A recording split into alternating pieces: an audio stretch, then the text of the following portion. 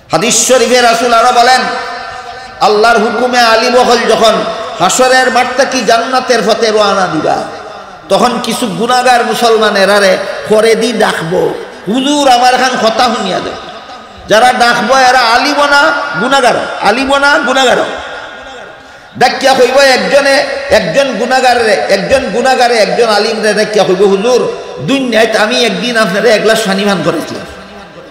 আপনারা কলকাতা বহল একজন সাধারণ মুসলমানে একজন আলিমরে এক গ্লাস পানি খাইতে দেয় দুশ্মনির কারণে না মহব্বতের কারণে? টেকার মাল দিল, টেকার মাল না, টেকা লাগে না এক গ্লাস পানি খাওয়াইতে, কিন্তু মহব্বতটা হইল আল্লাহর কাছে মহামূল্যবান। ঠিক তেমনি ভাবে আল্লাহ রাসূল বলেন, আরেকজন গুনাহগার মুসলমান জান্নাতে যাওয়ার পথে পিছন থেকে ডাকিয়া কইব, হুজুর আমি দুনিয়াতে আপনারে এক বদনা উজুর পানির ব্যবস্থা করে দিয়েছিলাম, 100 টাকা 150 টাকা লাগে না, টাকা টুকা লাগে না, খালি অন্তর মহব্বতটা টাকা লাগে, মহব্বতের কারণে করছিলাম, কিন্তু আজকে আমার গুনার কারণে আল্লাহ হুকুম দিলাইছেন আমি জাহান্নামে যেতাম।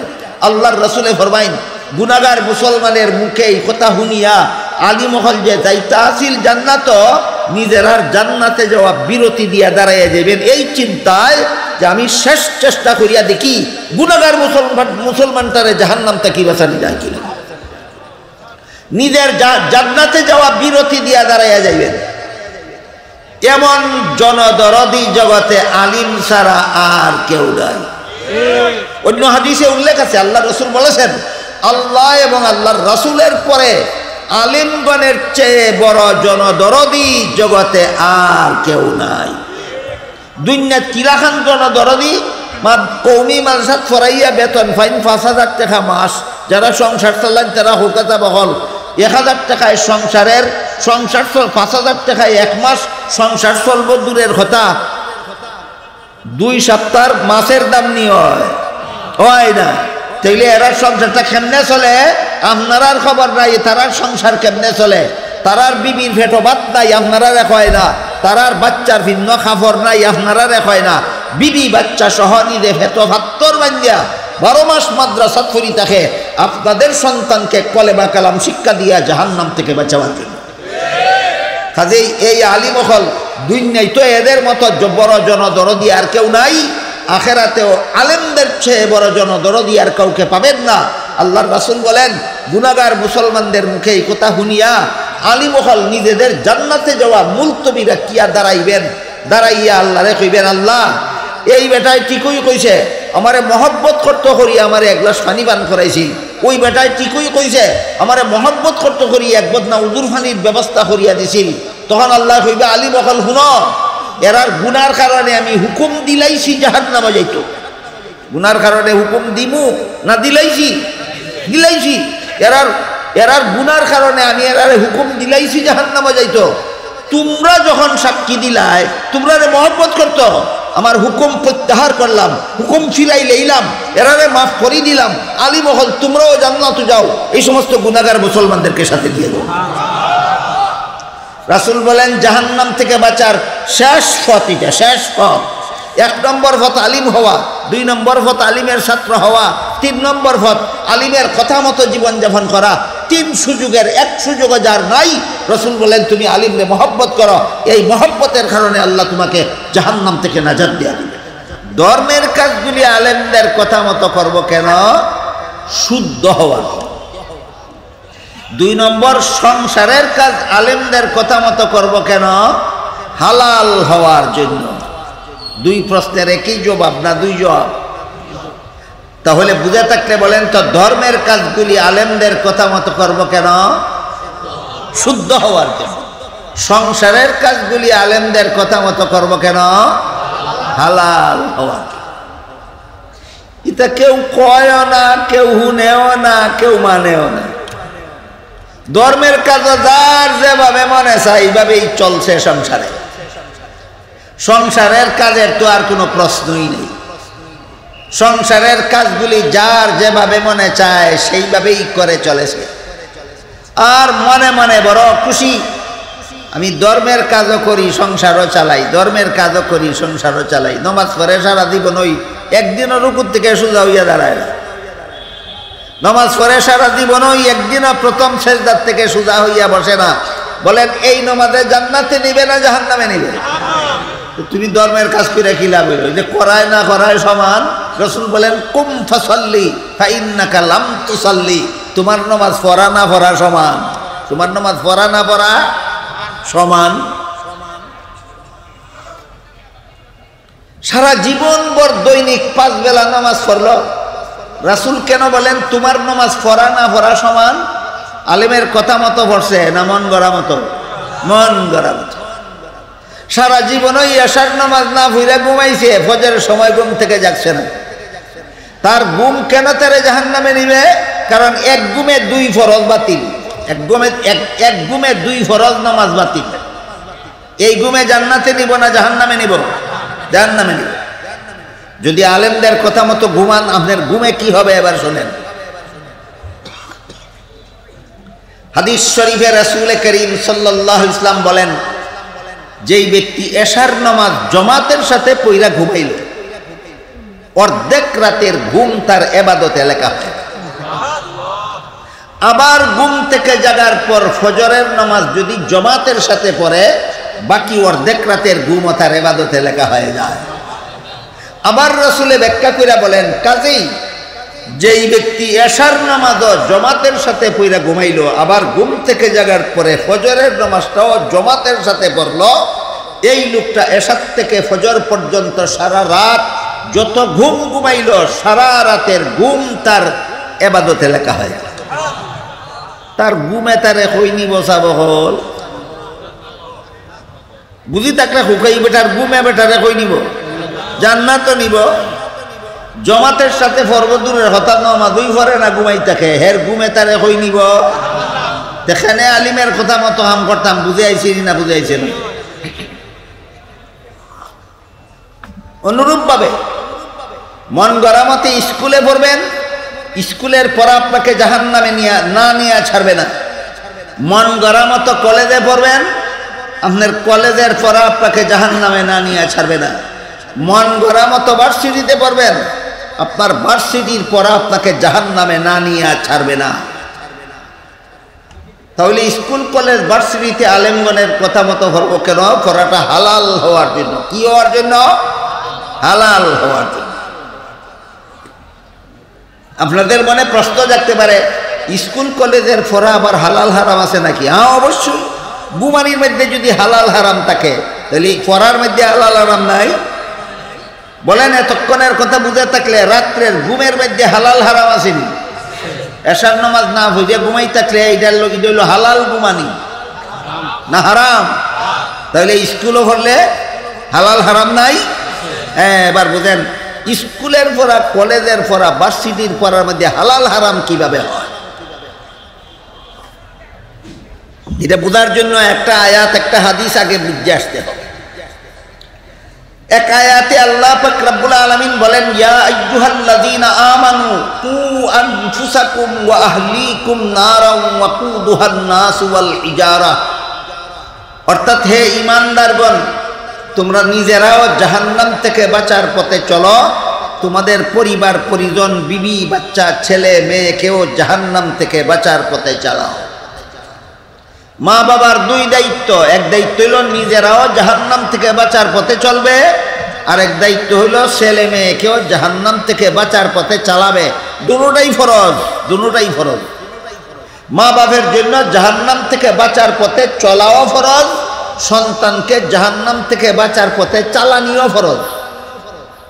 তাহলে মা বাবার উপর ফরজ কটা? 2টা। নিজে জাহান্নাম থেকে বাঁচার পথে চলো, আর একটা হলো সন্তানকে জাহান্নাম থেকে বাঁচার পথে চলো। এবার আপনারা একটু দয়া করে বলেন, সন্তানকে জাহান্নাম থেকে বাঁচার পথে চালানি হয় নমাজি বানাইলে না বেনামাজি বানাইলে? নমাজি না বেনামাজি? নমাজি। সন্তানরে যেই মা বাপে বেনমাজি বানায়, এই মা বাপে ওই সন্তানরে জাহান্নামে ফাটায়। আপনারা যে সমাজে বাস করেন, এই সমাজের কোনো মা বাপে সন্তানরে বেনমাজি জীবন কইরা তুলেনি, সন্তানরে বেনমাজি বানায়নি কোনো মা বাপে? বানায়। কই ফাটায়? জাহান্নাম। আবার বড় আদর করিয়া খাওয়ায়, নিজে না খাইয়া বা ছেলে মেয়েরে খাওয়ায়, নিজে বাঙ্গা গড় থাকে আর ছেলে মেয়েরে বালা গড় থাকতে দেয়, নিজে পুরান পোশাক চিরা পোশাক করে সন্তানকে বালা পোশাক নয়া পোশাক পরতে দেয়, নিজে আজে বাজে খাইয়া জান বাঁচায়, সন্তানরে দুধ কলা খাওয়া, আর বেনমাজি বানাইয়া জাহান্নাম। তুমি যদি বেনমাজি বানাইলাই জাহান্নাম ফাটানির লাগে, তে অত আদর করিয়া দুধ কলা খাওয়া ওখানে, এটা একটা বুঝার ব্যাপার, একটা বুঝার ব্যাপার। যে মা বাপে সন্তানরে বেনমাজি বানায়, মা বাপে ওই সন্তানরে জাহান্নামে যাওয়ার জন্য রেডি করে। দুধ কলা খাওয়াজ করে বেটা, তুই এটা রেডি করছ জাহান্নামে ফাটাইতে, দুধ কলা খাওয়াজ কেনে? হুনুকা এবার দুধ কলা খাওয়াই। এক ব্রাহ্মণে বাজার থেকে কিনছে একটা ফাটা আর একটা ফাটি, কিনিয়া আইনিয়া বাড়ি তাইনিয়া ফাটিরে ডিকরা দিয়া, তয় ডিকরা বুঝুন তো, এর ভিতরে কোনো বালা গাছ পাইলে খায়, না পাইলে উপাস থাকে, আর ফাটারে সারি দেয়। মানুষের ক্ষেতের ধান খায়, কাটলেট চারা খায়, এরপরে দোকানে গিয়া মানুষে খোলা খাইয়া চাল ফেলায়, ওটা টুকাইয়া খায়। আর ব্রাহ্মণে নিজেও ফাটারে লগে লইয়া গিয়া মাঝে মধ্যে খোলা কিনিয়াও খাওয়ায়। অবস্থা দেখিয়া ফাটায় ফাটিরে কয়, তোরে যেই ব্রাহ্মণে কিনলো আমারে ওই ব্রাহ্মণেই কিনলো, তোরে ডিকরা দিয়া তয় অত মজার খানি ফাস না, আমারে কত মজার খানি খাওয়ায় সারিয়া দিয়া। তাইলে বোঝা গেল তোর আমারে মালিকে তোর থেকে বেশি আদর করে, আমারে যখন আদর করি বেশি বালা খাওয়ায়, তে আদর আমারে বেশি করে। ফাটিয়ে কয় কয় আদর তোমারে বেশি করে না কম করে, এইটা আমি আজকু কইলে তুমি মানতাই না। ফুদার তারিখ আইলে নিজে নিজে বুঝবায় আদর করে না কিতার লাগি খাওয়ায়। ফুদার তারিখ আইলে বুঝবায় আদরের লাগি খাওয়ায় না কিতা চুরি লাগাই তো খাওয়ায়। হোকা আদরের লাগি খাওয়ায় ফাটারে, না চুরি লাগাই তো হরি খাওয়ায়। ঠিক তেমনি ভাবে যে মা বাপে সন্তানরে বেনমাজি বানায় আর দুধ কলা খাওয়ায়, এর ব্যাখ্যা হইল তোরে বেনমাজি বানাইছি জাহান্নামও ফাটাইতাম, তুই তো পরখালে আর কোনটা খানি বলি ভাইতে না, দুই নে যা ভারস খাইলা, যা ভারস খাইলা। এটা একটা গল্প আর কি, কথা বুঝার লাগে। তো যদি তোর মনে খটকা লাগি যায় বলে ফাটায় আবার মাতে কি লাগান, ফাটিয়ে মাতে কি লাগানতে কি গল্প বাদ দিলেও একটা বাস্তব ঘটনা করি। কুরবানির ঈদের কয়েকদিন আগে মানুষে গরু, কুরবানির গরু কিনিলেন, কেউ 2 দিন আগে, কেউ 1 দিন আগে, কেউ 5 দিন আগে, কেউ 7 দিন আগে। 5-7 দিন আগে যারা কুরবানির গরু কিনিলেন তারা ঈদের দিন পর্যন্ত গরুরে কোনটা খাওয়ায়নি। গড়ের গরুর মতো না আলাদা? এর অর্থ কিটা? কুরবানির লাগে কিনছো এটারে আলাদা খাওয়াও কেন? বেশি আদরের কারণে না গলাত ছুরি লাগাইতো করি? ওই বেটায় কুরবানির বলদ রেজালাহান আলাদা খাওয়ায় আদরের লাগি না গলাত ছুরি লাগাইতো করি। ঠিক তেমনি ভাবে যে বেটায় ফুয়ারের ফুরিরে বেনমাজি বানায় আর দুধ কলা খাওয়ায় আদরের লাগি না জাহান্নামও ফাটাইতো করি। এছাড়া সন্তানদের বেনমাজি বানাইয়া দুধ কলা খাওয়ানির আর কোনো ব্যাখ্যা নাই, আর কোনো ব্যাখ্যা নাই। কাজেই আল্লাহ পাক রব্বুল আলামিন পরিষ্কার ভাষায় কোরআনে বলে দিয়েছেন, কু আনফুসাকুম ওয়া আহলিকুম নারান ওয়াকুদুহান নাস ওয়াল হিজারা। হে আমার বান্দা বান্দিরা, তোমরা যদি সন্তানাদির মা বাপ হইয়া থাকো, নিজেরাও জাহান্নাম থেকে বাঁচার পথে চলো, ছেলে মেয়েকেও জাহান্নাম থেকে বাঁচার পথে চালাও। এবার বলেন নমাজি বানাইয়া না বেনমাজি বানাইয়া? নমাজি বানাইয়া। এখন হুনৌকাতা হইলে মা বাপে সন্তানদের নমাজি বানাইব কত বছর বয়স? এই ব্যাপারে হাদিস শরীফে রাসূল করিম সাল্লাল্লাহু আলাইহি ওয়াসাল্লাম বলেন, মুরু আওলাদাকুম বিসসালাতি ইযা বালাগু 7 সিনিন ওয়াদরিবুহুম ইযা বালাগু 10 আও কামা ক্বালা আলাইহিস সালাতু ওয়াসসালাম।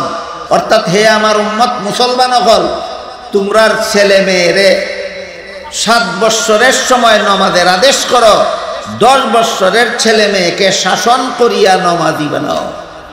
অহন কৌকা আমার 7 বৎসরের ছেলেকে, আমার 7 বৎসরের মেয়েকে যদি নমাজের হুকুম করা লাগে, তে নমাজ হিকানি লাগবো 17 বছরের খালো না 7 বছরের আগে?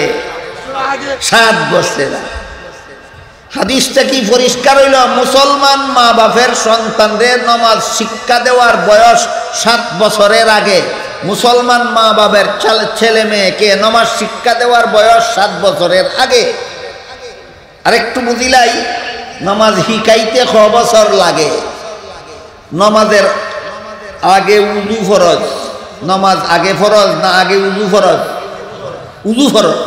উজুর ফরজ 4টা। উজুর ফরজ 4টা। মুখ দোয়া, হাত দোয়া, মাথা মাসা করা, ফাউ দোয়া।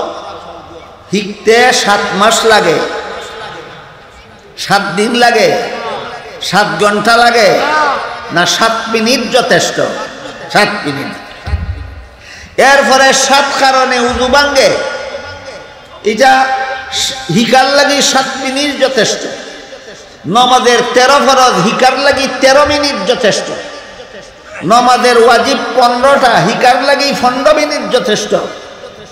19 কারণে নমাজ ভাঙ্গি যায়, হিকার লাগি 19 মিনিট যথেষ্ট। ওখান কৌকা উজু গুসল নমাজ রোজা শিখতে ক বছর লাগে? 1 বছরও লাগে না। 1 বছরও লাগে না। আপনার ছেলে মেয়ের বয়স যখন 3 বছর হইল, তখন থেকে যদি তারে সুবহানাকা হিকানি আরম্ভ করুন, আউযুবিল্লাহ বিসমিল্লাহ হিকানি আরম্ভ করুন, আত্তাহিয়াত দুরূদ শরীফ হিকানি আরম্ভ করুন, আলহামদু সূরা থেকে আলাম তারা সূরা পর্যন্ত হিকানি আরম্ভ করুন। 4 বছর পুরা হওয়ার আগে আগে নমাজ হিকাইয়া শেষ। নমাজ হিকাইয়া শেষ। 4 বছরের খালো প্রাইমারি স্কুলে ভর্তি করে দিত। আর নমাজ বলতো নাই। প্রাইমারি স্কুলে 5 বছর পড়ার বাদে হাই স্কুলে গেল, নমাজ আর বলতো নাই। হাই স্কুলের পড়া শেষ করিয়া কলেজে গেল, নমাজ আর বলতো নাই।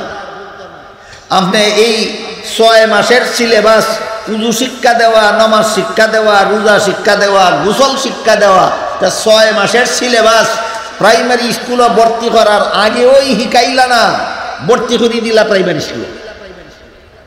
খোকাসাব হল আপনারা যে সমাজে বাস করেন, এই সমাজের মা বাবা হলতে নিজের ফুয়ারে ফুরিরে নমাজ উজু গুসল নমাজ রোজা হিকাইয়া প্রাইমারি স্কুলে ভর্তি করে না আনা হিকাইয়া?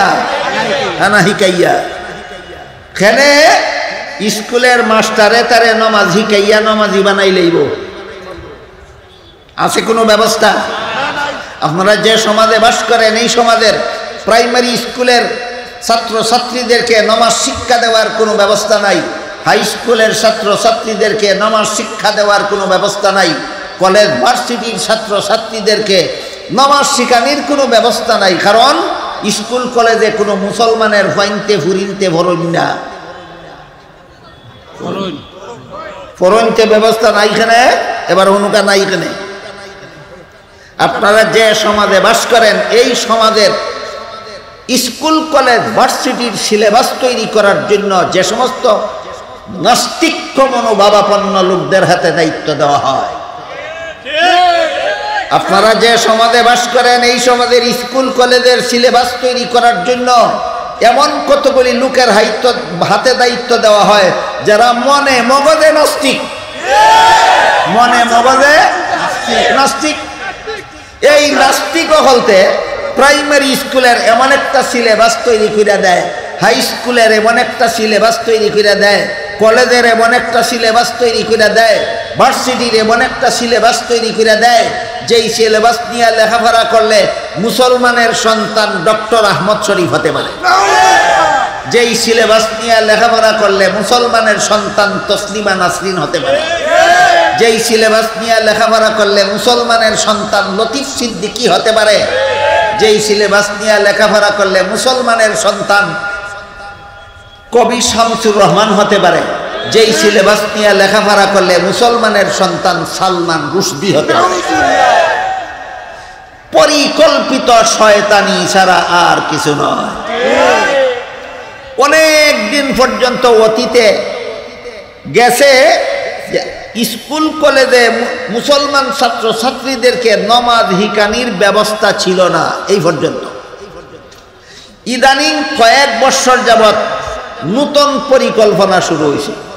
নমাজ হিকানির ব্যবস্থা নাই, তাই শুধু নয়, নাস্তিক বানানির ব্যবস্থা শিক্ষা দেওয়ার পরিকল্পনা গ্রহণ করা হয়েছে। আপনাদের কলিজার টুকরা ছেলে মেয়ে যখন প্রাইমারি স্কুলে পড়বে, হাই স্কুলে পড়বে, একদিকে এদের মস্তিষ্ক ধুলাই করে নাস্তিক্য মতবাদ তাদের ব্রেইনে ঢুকাইয়া দেওয়া হবে, অপরদিকে তাদেরকে অসভ্য, অশ্লীল, অশালীল বানাইয়া দেওয়া হবে। তা না হইলে পাঠ্য বইয়ের মধ্যে একটা মেয়ে সাবালেকা হইলে তার ভাষাটা কেমন হয়, তার বুকটা কেমন হয়, ইটাও বইয়ের মধ্যে লেখিয়া হিকানির ব্যাপার। অসভ্যের ঘরের অসভ্য, ইটা বইয়ের মাঝে লেখিয়া হিকানি লাগে। একটা মেয়ে সাবালক হইলে তার খমরটা কি লাখানো হয়, একটা মেয়ে সাবালক হইলে তার মুখটা কি লাখানো হয়। তো বইয়ের মাঝে লেখিয়া হিকানি অসভ্য মানুষ ছাড়া বইয়ের মাঝে লেখিয়া হিকানির অসৎ চিন্তা কোনো মানুষের মাথায় ঢুকতে পারে না। এই সমস্ত অসভ্য হতা বইয়ের মাঝে লেখিয়া হিকানির ব্যবস্থা পরিকল্পনা চলছে, আর এদেরকে নাস্তিক বানানি আর অসভ্য অশালীল বানানির শয়তানি চক্রান্ত চলছে। একদিকে মা বাপের নিজেও নামাজি বানাইল না, আর একদিকে এমন স্কুলে ভর্তি করে দিল যে স্কুলে এরারে লতিফ সিদ্দিকী বানাইতে চায়, ডক্টর আহমদ শরীফ বানাইতে চায়, তসলিমা নাসরিন বানাইতে চায়। এইভাবেই স্কুল কলেজে লেখাপড়া হালাল। তাইলে তোমার পড়া হালাল হবে কেন? যে পড়া তোমাকে নমাজি হইতে দেয় না, যে স্কুলের পড়া তোমাকে নমাজি হইতে দেয় না, যে কলেজের পড়া তোমাকে নমাজি হইতে দেয় না, যে ভার্সিটির পড়া তোমাকে নমাজি হইতে দেয় না, এই স্কুলের পড়াই তোমাকে জাহান্নামে নিয়ে যাবে, এই কলেজের পড়াই তোমাকে জাহান্নামে নিয়ে যাবে, এই ভার্সিটির পড়াই তোমাকে জাহান্নামে নিয়ে যাবে।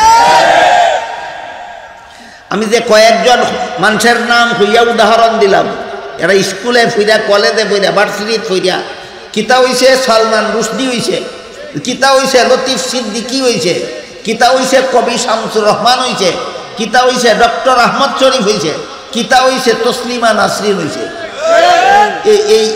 এই জিনিস খানাইন যে অখলে মনে হয় শুনছেন না, এটা কিতা জিনিস? তসলিমা নাসরিন কি জিনিস? আহমদ শরীফ কি জিনিস? যারা জানা নাই, যারা জানছেন না তাদের জানার জন্য আমি এক দুইটা উদাহরণ দিই, শুনেন। ডক্টর আহমদ শরীফ মরণের আগে ওসিয়ত করিয়া মরছে, কইছে আমি মরলে পরে আমার লাশ গোসল দিও না, আমার লাশের কাফন পরাইও না, জানাজা ফিরো না, গুরুস্থানে দাফন করিও না। ইটা ধর্মের নামে অন্ধবিশ্বাসীরা করে। আপনারা যারা ধর্মের নামে ইটা করেন, আপনারা কইছে অন্ধবিশ্বাসী।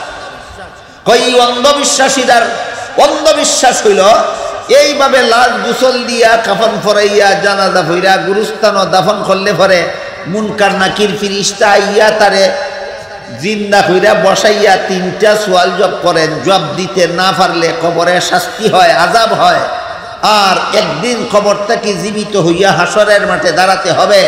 সেখানে জীবনের সকল কাজের হিসাব দিতে হবে, দিতে পারলে রক্ষা, নাইলে জাহান্নামের শাস্তি ভোগ করতে হবে। একটা অসত্য কথা না, সারা মন গড়া কথা। কবর বলতে কিছু নাই, মুনকার নাকির ফিরিস্তা বলতে কিছু নাই, সওয়াল জবাব বলতে কিছু নাই, হাসর নসর বলতে কিছু নাই, বেশ দুজক বলতে কিছু নাই, আল্লাহ বিল্লাহ বলতে কিছু নাই। খামোখা আমার এই ধর্মান্ধদের কথায় গুরুস্থানে দাফন করবায় না। আহমদ শরীফের কথা মতো, ওসিয়ত মতোই তার লাশে হাসপাতাল দান করে দেওয়া হয়েছে। না আছে গোসল, না আছে কাফন, না আছে জানাজা, না আছে দাফন। আমি আপনারা জিগাই সাবকল, আপনার আলের বলদ যদি মরি যায় তো গোসল দেয়নি, কাফন ফিট দেয়নি, জানাজা পড়েনি, গুরুস্থানও দাফন করেনি, বলদ মরলেও গোসল নাই, আহমদ শরীফ মরলেও গোসল নাই। বলদেরও কাফন নাই, আহমদ শরীফেরও কাফন নাই। বলদেরও জানাজা নাই, আহমদ শরীফেরও জানাজা নাই। বলদেরও গুরুস্থান নাই, আহমদ শরীফেরও গুরুস্থান। দুই বলদে বেশ কম কত অহল মতো সমান না। এক বলদ দিছে দুই টেঙ্গিয়া আর একটা চার টেঙ্গিয়া। দুই টেঙ্গা বলদটা হইছে অশিক্ষিত বলদ, আর চারটেঙ্গিয়াটা ভার্সিটি পাস না কিতা খোঁজ যাব চারটেঙ্গিয়া বলত ভার্সিটি পাস না অশিক্ষিত আর দুই টেঙ্গিয়াটা শিক্ষিত বল শিক্ষিত হইয়া বলদ হইল কেন একমাত্র এই নাস্তিক্য ভাবাপন্ন সিলেবাস নিয়ে লেখাপড়া করা। এবার বলেন এমন সিলেবাস পড়া হালাল না হারাম? তাইলে স্কুলে পড়া লাগবো মন গড়া মতো না আলিমরার কথা মতো? কলেজে পড়া লাগবো মন গড়া মতো না আলিমের কথা মতো? ভার্সিটিতে পড়া লাগবো মন গড়া মতো না আলিমের কথা মতো? আলিমের কথা মতো গেল। একটা এই কয়েকটা নাম যে হইলাম এর মধ্যে একটা মানুষের সামান্য পরিচয়, আর একটার নাম আছিল তসলিমা নাসরিন। তসলিমা নাসরিনে এক বইয়ের মাঝে লেখছে, আমার পেট আমার শরীরের অঙ্গ, আমার স্বামীর শরীরের অঙ্গ নয়, কাজেই আমার স্বামীর অধিকার নাই তার ইচ্ছা মতো আমার পেটও বাচ্চা জন্ম দেওয়া। আমার পেটও হার খাস্তা কি বাচ্চা নিমু না নিমু এটা আমার অধিকার। একটা পুরুষ সে স্বামী বানাইয়া তাই পেটও বাচ্চা নিত না, যার কাছ থেকে মনে চায় তার কাছ থেকে বাচ্চা নিত। এমন পেটের লাগি মানুষ লাগে না, এমন পেট কুত্তিরও থাকে। একটা কুত্তারে স্বামী বানাইয়া পেটও বাচ্চা নেয় না, যার কাছ থেকে মনে চায়। তাহলে ইলাখান পেট মানুষের লাগে না কুত্তিরও থাকে? তাহলে তসলিমার পেটে আর কুত্তির পেটে বেশ কত সমান, কিন্তু ঠ্যাঙ্গের বেলায় সমান না, শিক্ষার বেলায় সমান না। একটা সাইটেঙ্গা কুত্তি, সাইটেঙ্গাটা অশিক্ষিত কুত্তি, আর দুই টিঙ্গাটা শিক্ষিত। ব্যাকরণের কোনো ছাত্র এখানে থাকলে মনে মনে ভাবতে পারে হুজুরে কুত্তিরে হইছে শিক্ষিত, এটা তো পুরুষ লিঙ্গবোধক শব্দ। স্ত্রীলিঙ্গ হইল শিক্ষিতা। কিতা কইছা বাবা? শিক্ষিত আর শিক্ষিতা। শিক্ষিত হয় বেটারে আর শিক্ষিতা হয় বেটিরে। আমি তো বেটিটারে শিক্ষিত হইলেইছি, তো ব্যাকরণের উল্টা হইছে না নি? এরকম প্রশ্ন যদি কোনো ব্যাকরণের ছাত্রর মনে জাগে, তারারে কইমু তোমরা যে বেলা শেখ হাসিনারে সরকার দলীয় নেতা হও নেতা, আর খালেদা জিয়ারে যে বেলা হো বিরোধী দলীয় নেতা, তখন তোমরা স্ত্রীলিঙ্গ আর পুরুষ লিঙ্গ যায় হো। তোমরা লিঙ্গ ঠিক করো যারা রাজনীতি করো, এর বাদে আমিও লিঙ্গ ঠিক করিলেই।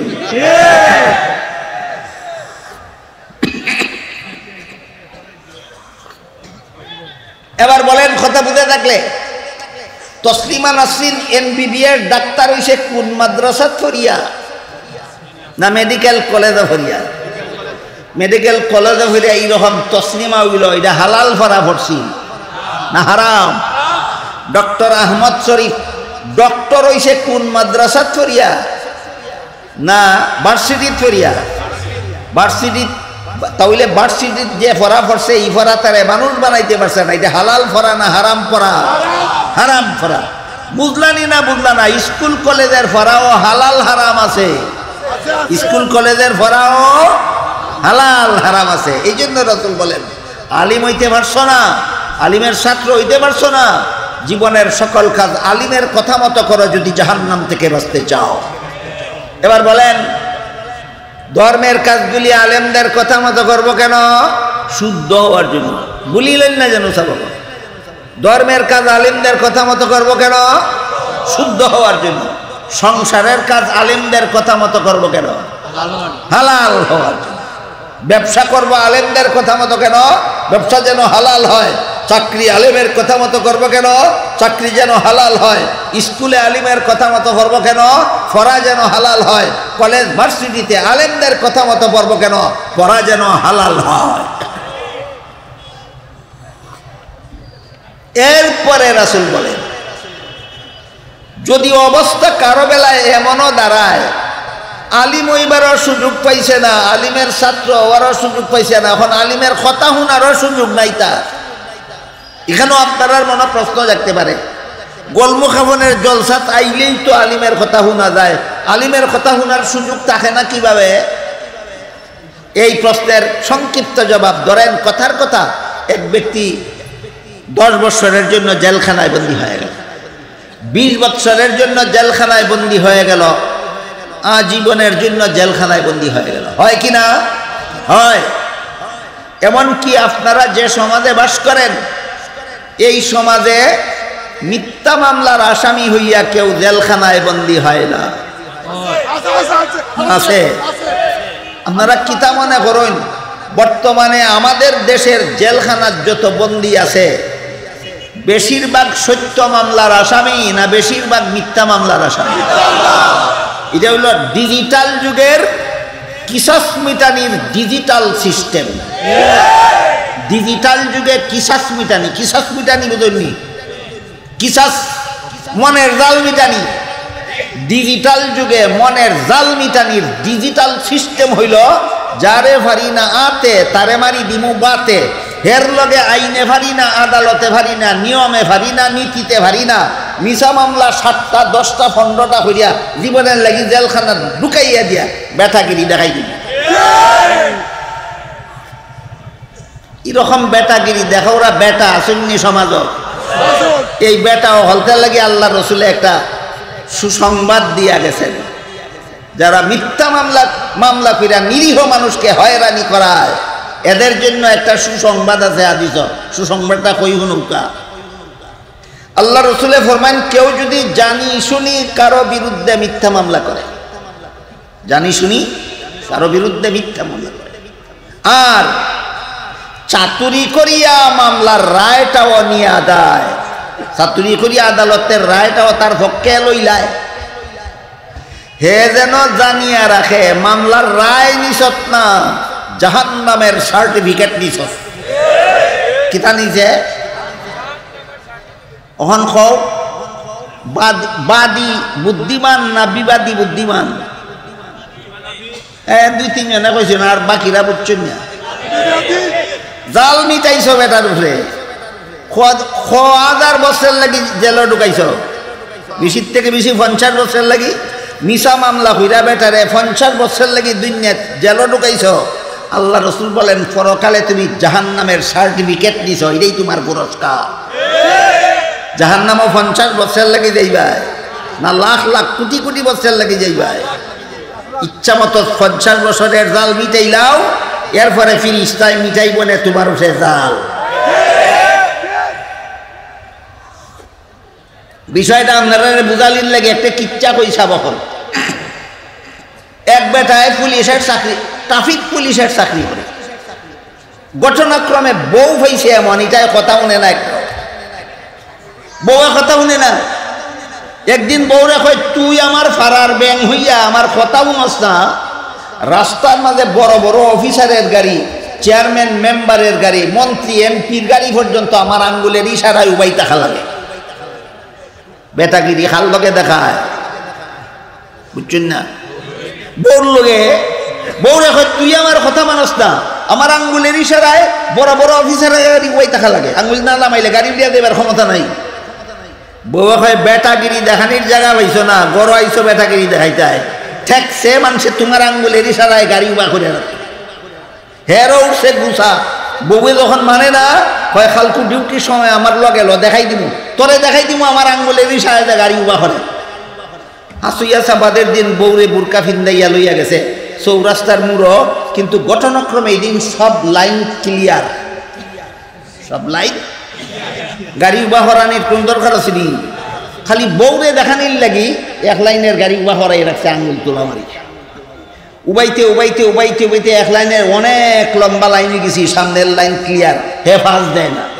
ড্রাইভার হল লাইন নিয়ে জিগাই, বেটা লাইন ক্লিয়ার, আমরা রে উবা করি, তুই সৎখানে হইয়াও আরম্ভ করছে উত্তম মধ্যম, একেবারে বুলবুল্লা বানাইয়া রাস্তার খান্দাত ফালাইয়া তুই যার যার গাড়ি লইয়া গেছি কি বাদে বউয়ে জিগায়, কি তৈল? হয় কি তুই তো আমার আঙ্গুলের ইশারায় গাড়ি উবাইছে না নি? হয় উবাইছে তো, এর বাদে কি তুইছে? এর বাদে আর কি তুই তো? আমার বেটাগিরি আমি দেখাইছি, তারার বেটাগিরি তারা দেখাইছে। এই হইল মিথ্যা মামলা হইরা যারা জাল মিটায়। তোমার বেটাগিরি 50 বছর তুমি দেখাইলাও, পরকালে ফিরিস্তায় 50 লক্ষ বছর তোমারে ফারাইয়া বেটাগিরি শিখাইব।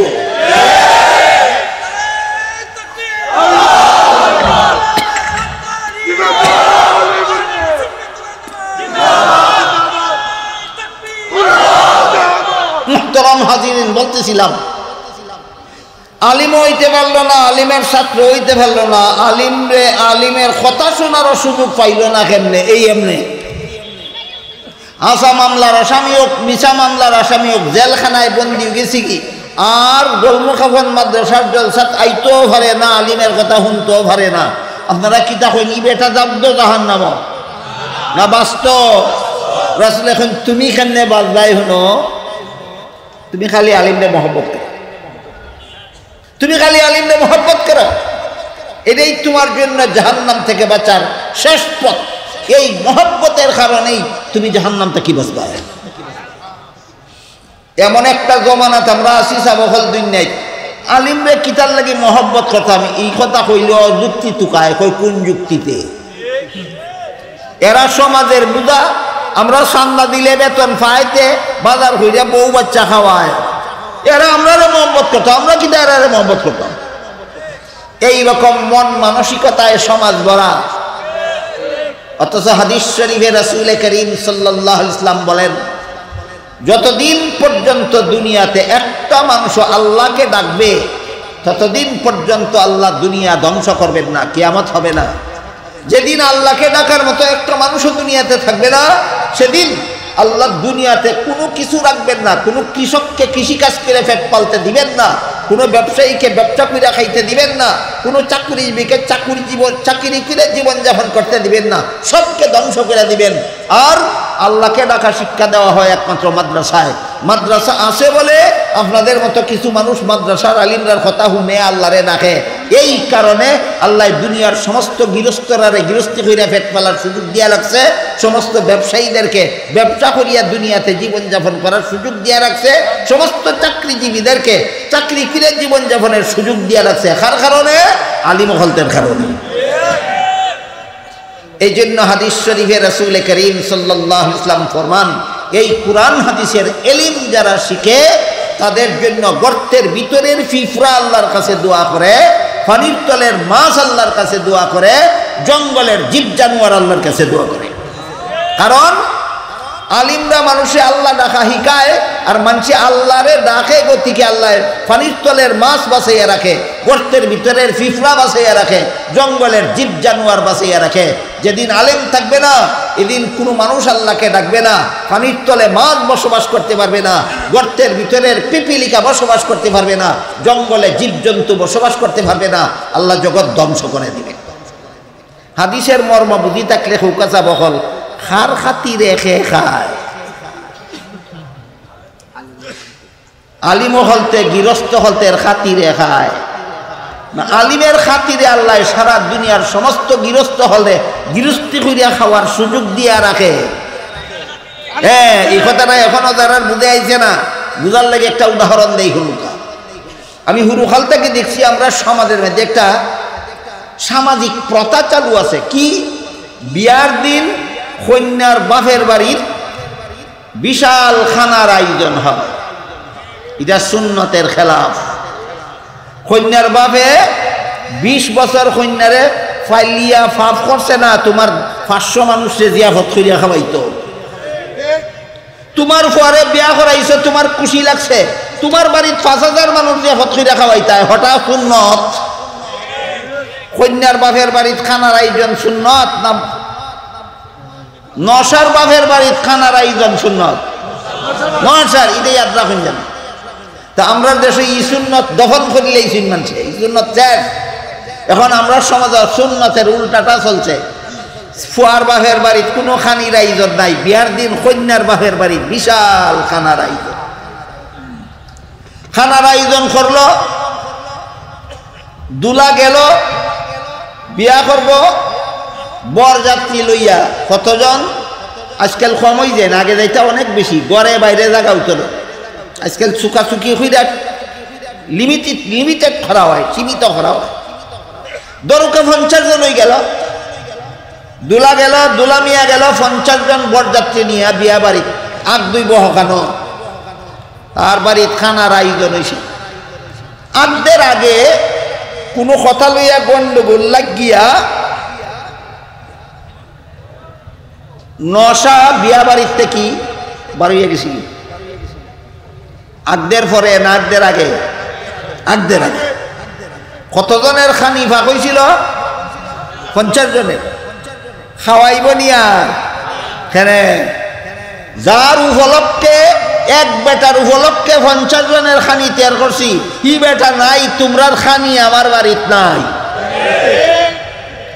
এখন ঘটনা বুঝি থাকলে হুকা, বিয়া বাড়িত 50 জনের খাতিরে এক বেটায় খায় না এক বেটার খাতিরে 50 জনে খায়? মানুষে উল্টা বুঝে। আল্লাহ রসুলে বুঝাইছেন আলিম হলতে সমাজের মানুষে আল্লাহ ডাকা হিকাইন, এই কারণে সারা দুনিয়ার মানুষ পশুরে আল্লাহ ভালে। আলিম না থাকলে আল্লাহ ডাকনেওয়ালা থাকতো না, আল্লাহ কোনো মানুষও ভালতো না, পশুও ভালতো না। এখন খার খাতিরে রেখে খায়? আলিমের খাতিরে আল্লাহ জগৎবাসী দেখাওয়ায়। এই কারণে আল্লাহর রসুল বলেন আলিমরে মহব্বত করে। আলিমরে মহব্বত, আরো অনেক কারণ আছে, সকল কারণ একদিনে খাওয়া যেত। আজকের মতো একটা কইলাম, সারা জগৎবাসী মানুষরে আল্লাহ দুনিয়াতে খাওয়ায় আলিমের খাতিরে। সারা দুনিয়াবাসী জীব জানোয়ার রে আল্লাহ ফালে আলিমের খাতিরে। এই যুক্তিতে রসুল বলেন তুমি আলিমকে মহব্বত করো। তুমি আলিম হইতে পারছো না, আলিমের ছাত্র হইতে পারছো না, আলিমের কথা শোনার সুযোগ পাইছো না, আলিমরা মহব্বত করো। এই মহব্বতই তোমার জাহান্নাম থেকে বাঁচাইবে। এখন আর দুইটা হাদিসের মর্ম শুনাইয়া আমার কথা শেষ করে দিব, যাতে আপনারা বুঝতে পারেন আলিমরে মহব্বত করলে কি লাহান জাহান্নাম থেকে নাজাত পাওয়া যায়। হাদিস শরীফে রাসূল করিম সাল্লাল্লাহু আলাইহি ওয়াসাল্লাম বলেন, হাসরের মাঠে যখন সারা দুনিয়ার সমস্ত মানুষ জীবিত হইয়া দাঁড়াবে জীবনের সকল কাজের হিসাব দেওয়ার জন্য, সেই দিন আল্লাহ আলিমগণকে বলবেন, হে আলিমরা, তোমরা সমস্ত জগৎবাসী মানুষ থেকে আলাদা হইয়া আলাদা কাতারে দাঁড়াও। আল্লাহর রাসূল বলেন, আলিমগণ যখন আল্লাহর কথায় আলাদা কাতারে দাঁড়াইবেন, তখন আল্লাহ আলিমদেরকে বলবেন, আমি আল্লাহ দুনিয়াতে তোমাদেরকে আলিম হওয়ার তৌফিক দিছিলাম, জাহান্নামের আগুন দিয়া জ্বালানির লাগি নাই, তোমরা জান্নাতে চলে যাও। এই হাদিসের মধ্যে রসুল কিতা কইছেন, আলিম হল কই যাইবা? আলিম হল জান্নাতে যাইবা। এখানে একটা প্রশ্ন আছে জটিল, সেটা হইল আল্লাহর রসুলে কইছেন আলিম হল জান্নাতে যাইবা, তাহলে আলিমে নামাজ রোজা না হলেই কিতা? আলিম সুদ করিলে অসুবিধা কিতা? আলিম ঘুষ করিলে অসুবিধা কিতা? আলিম দুর্নীতিবাদ হইলে অসুবিধা কিতা? আলিম জালিয়াতিকারী হইলে অসুবিধা কিতা? আলিমে বাটপারি হলে অসুবিধা কিতা? রসুল কইছেন আলিম জান্নাতে যাইবা।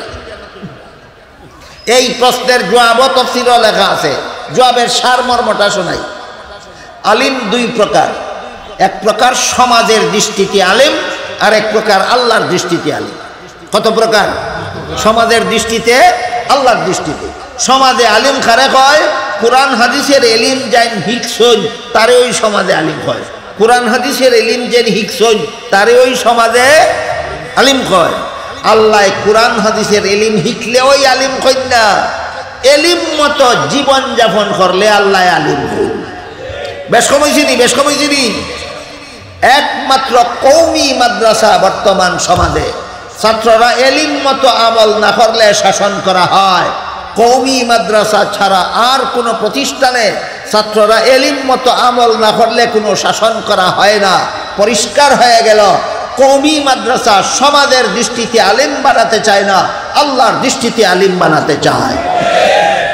এটা কওমি মাদ্রাসার বৈশিষ্ট্য। কাজেই আল্লাহর দৃষ্টিতে যারা আলিম, এরা তো বেনামাজি হইতেই পারে না, বেরোজাদার হইতেই পারে না। আল্লাহর দৃষ্টিতে যারা আলিম, এরা তো সুদকুর ঘুষখোর হইতেই পারে না। এই সমস্ত আলিমদেরকে আল্লাহ বলবেন তোমরা জান্নাতে যাও। হাদিস শরীফে রাসূল আরো বলেন, আল্লাহর হুকুমে আলিম হল যখন হাসরের মাঠ থেকে জান্নাতের পথে রওনা দিবা, তখন কিছু গুনাহগার মুসলমানের আরে করে দি ডাকবো, হুজুর আমার খান কথা শুনিয়া দেয়। যারা ডাকবো এরা আলিম না গুনাহগার, আলিম না গুনাহগার। ডাকিয়া কইব একজন গুনাহগারে একজন আলিমরে ডাকিয়া কইব, হুজুর দুনিয়ায় আমি একদিন আপনারা এক গ্লাস পানি পান করেছিলাম। আপনারা কলকাতা বকল একজন সাধারণ মুসলমানে একজন আলিমরে এক গ্লাস পানি খাইতে দেয় দুশ্মনির কারণে না মহব্বতের কারণে? টেকার মাল দিল, টেকার মাল না, টেকা লাগে না এক গ্লাস পানি খাওয়াইতে, কিন্তু মহব্বতটা হইল আল্লাহর কাছে মহামূল্যবান।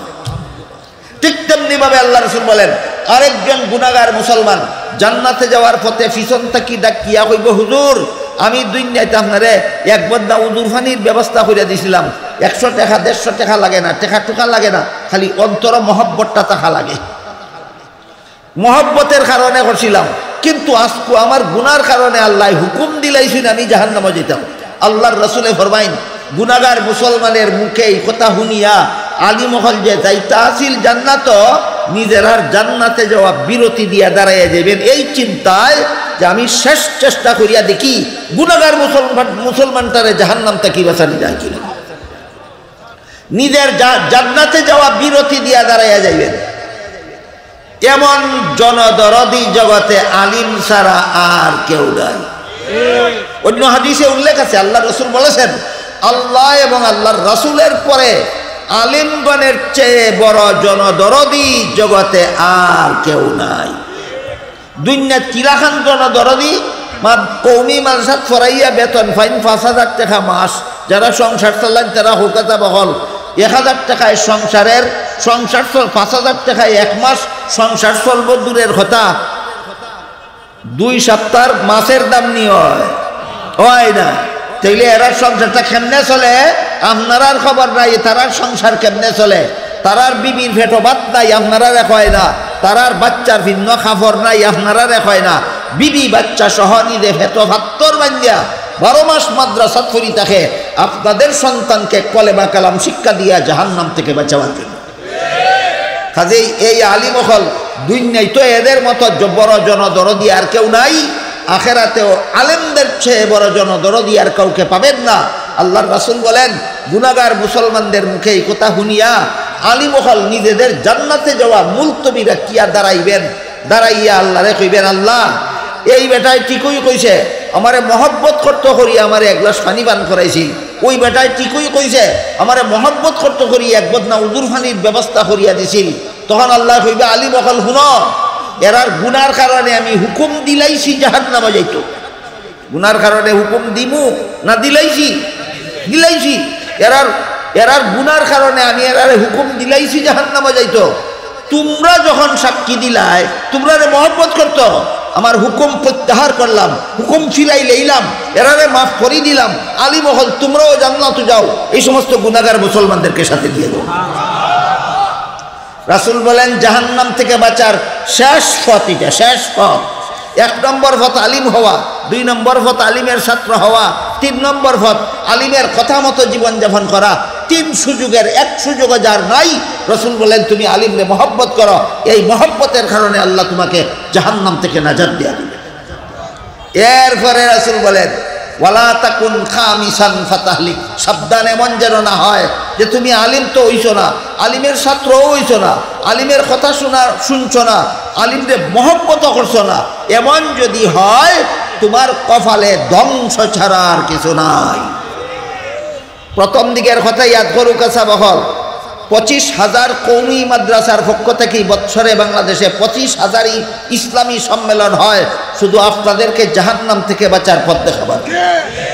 এবার বলেন, আগাগোড়া কথা ইয়াদ থাকলে নবীর উম্মতের জন্য জাহান্নাম থেকে বাঁচার পথ আছে কটা? 4টা। 1 নম্বর পথ আলিম হওয়া, 2 নম্বর পথ আলিমের ছাত্র হওয়া, 3 নম্বর পথ আলিমের কথা মতো জীবনযাপন করা, 4 নম্বর পথ আলিমহল রে গিন্নানি না মহব্বত করা, মহব্বত করা। আল্লাহ আপনারারে আমরারে 4 পথের কোনো পথে জাহান্নাম থেকে বাঁচার তৌফিক দেউকা, সবাই হুকা আমিন। সুবহানা রাব্বিকা রাব্বিল ইজ্জাতি আম্মা ইয়াসিফুনা ওয়া সালামুন আলাল মুরসালিন ওয়ালহামদুলিল্লাহি রাব্বিল আলামিন।